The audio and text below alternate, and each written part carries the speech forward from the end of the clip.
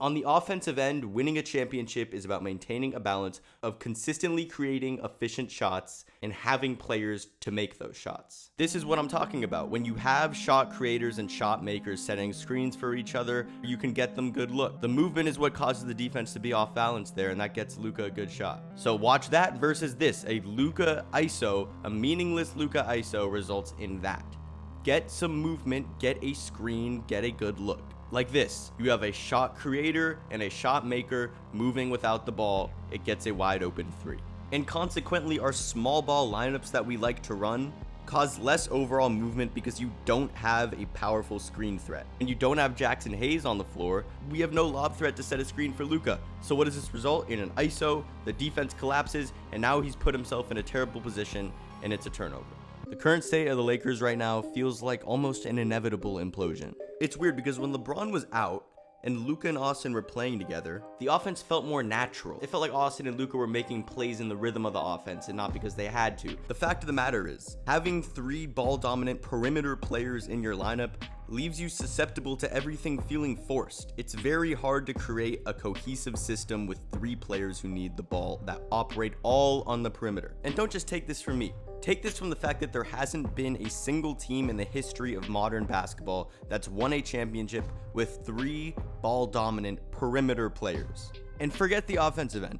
Defensively, having Austin, LeBron, and Luka is not a recipe for success, even if you have a player like Jared Vanderbilt or Dorian Finney-Smith in the starting lineup. Here we send the double to Paulo. Cool. Unassumingly, this play is on Dorian Finney-Smith. He's guarding KCP, so he should step up close to the nail. And since he's so far away from Franz on the rotation, he leaves his feet, and right when he leaves his feet, it's game over. On this play, the Lakers are clueless on the backside. When Dorian steps up, either Luka or Austin should step up to Goga Bitadze, but none of them actually commit, so they're literally just both standing halfway towards him, which makes all 5 Lakers have to collapse on defense just because of a Franz Wagner drive. So what does that leave? A wide open 3. It's just communication on defense. The Lakers bench had 12 points against the Magic. At the same time, the Lakers starting lineup wasn't able to outscore the Orlando Magic. So what is an easy fix to that? To put Austin Reeves off the bench and have him come in with the second unit to run it. I'm not even saying to decrease Austin's minutes, just stagger him. Insert Gabe Vincent into the starting lineup. Put Rui Hachimura off the bench, insert Dorian Finney-Smith into the starting lineup. Boom, you've got 2 shot creators and 2 shot makers with a big man.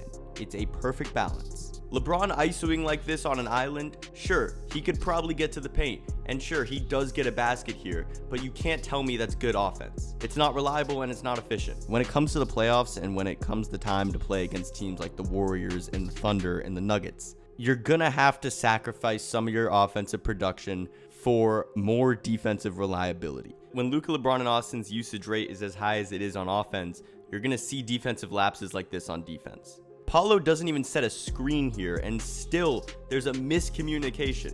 LeBron expects Luka to step up, he doesn't, so then he communicates late and it's an open 3. A championship team with LeBron on it shouldn't have to rely on LeBron to be great defensively, but unfortunately this team does. This is just back to sliding your feet in effort. There's a slip, Luka doesn't fight through the screen, he's flat-footed, so Franz Wagner gets a step, Luka's not going to be able to cut off his driving lane, and right there it's GG's. There's no way to stop that when you have terrible position. When Luka, LeBron, and Austin are coming off a pick and roll, the shot makers around the perimeter are trying to find the open space, and a lot of the time this results in weird spacing. JJ Redick talks a lot about court mapping. The Lakers have 2 players behind their 2 defenders.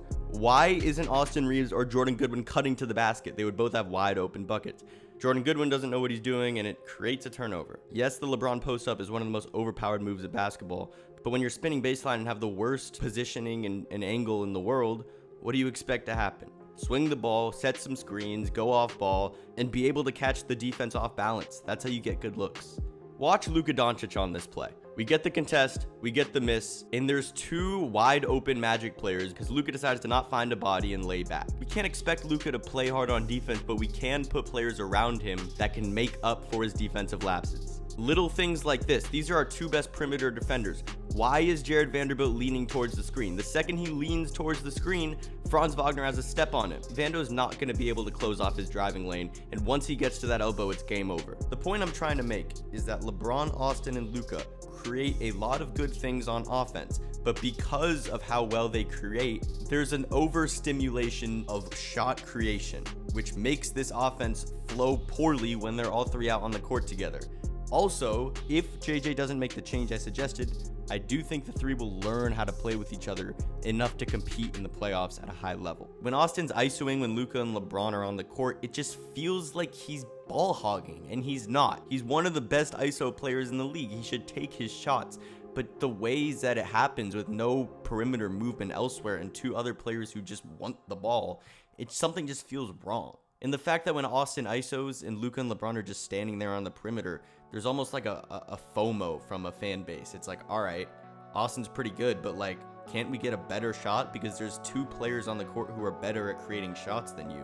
So like, what is going on? And that shouldn't be the case. Again, Austin's amazing. Maybe if there was more movement off the ball, more off-ball screens, more pin downs, it wouldn't feel that way. But it just feels like Luka and LeBron are waiting for their turn. And vice versa when any of those three ISO. There's two Magic on the right side, and there's three Lakers on the right side. What nobody notices until late, and it's literally just simple transition defense that's killing us. So I'm not trying to overreact to this little slump we're going through. So if there's any team who's able to overcome this type of adversity, I do think it's the Los Angeles Lakers, and I am taking my team in the playoffs over anybody. Thanks for watching, and I'll see you all in the next one.